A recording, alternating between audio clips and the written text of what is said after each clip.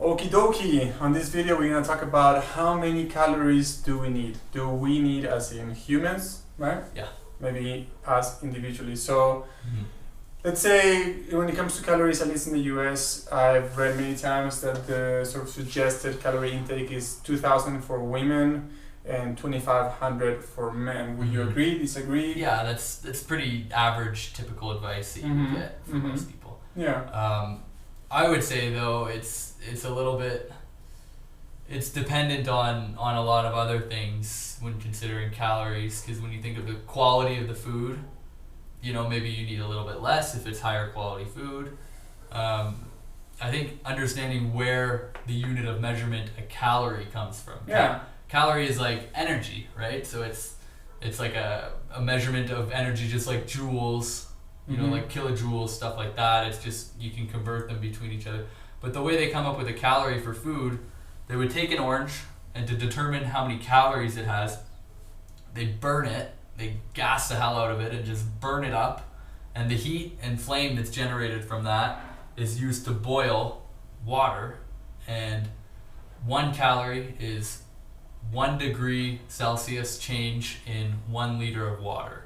So that's the amount of energy that's required to distinguish what 1 calorie is.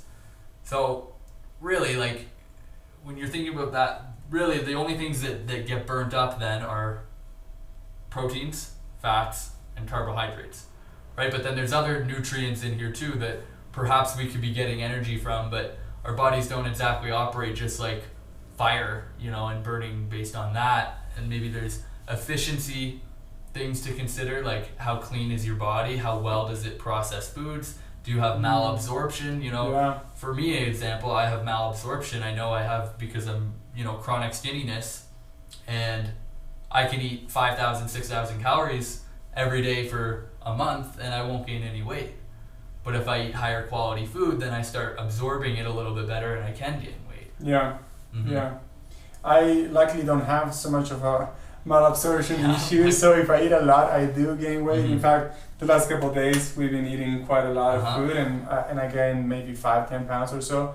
And I've noticed that since I started going into a raw vegan diet and then a more like a fruit-based vegetarian diet, I need less and less and less food or calories to feel satiated. So for me, it's been super interesting to understand that indeed I do not need 2,000 or 2,500. Many days I've gone by eating just 1,000 or 1,500 calories.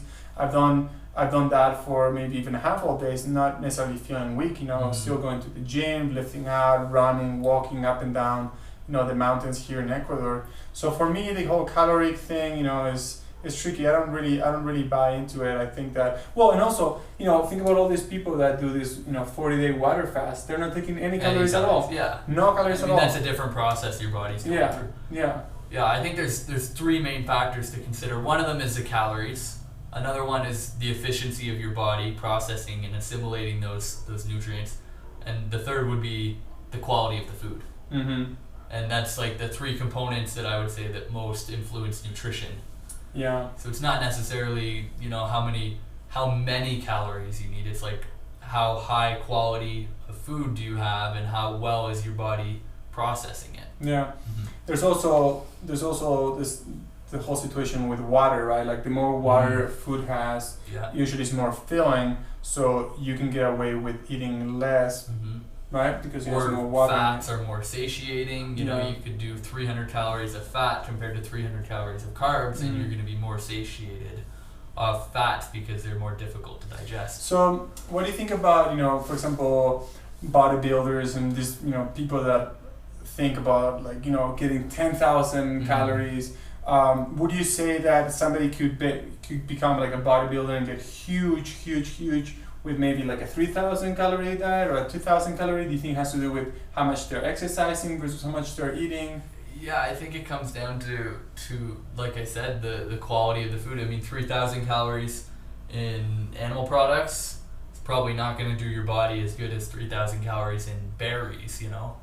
Right. Which is like highly nutritious, nutrient-dense food. Right. Anything else you want to add on that? I think we covered it. We did cover it. Thanks for watching.